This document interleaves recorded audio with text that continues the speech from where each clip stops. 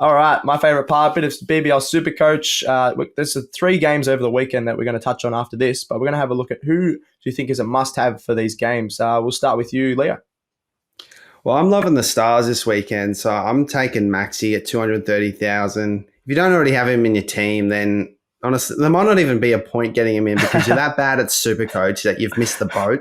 Call that. He averages 87 SuperCoach, that is, against the Sixers throughout his whole BBL career. And yeah, he's just coming off a huge couple of games. He got 251 off the double he had. He's just in fantastic form. Get him in.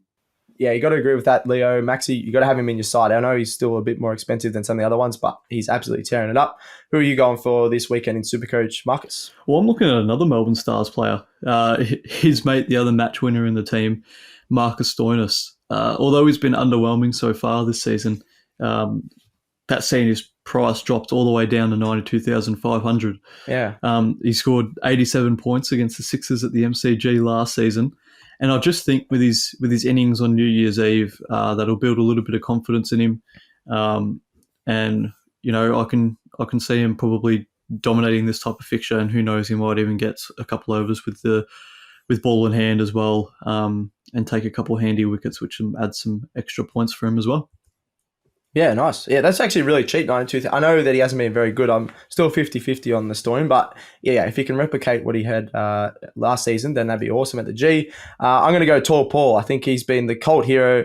He's been absolutely awesome. Paul Walter for the Heat, 171,300, bit more expensive than some of the other ones, but he has a huge 5-round average of 86 points.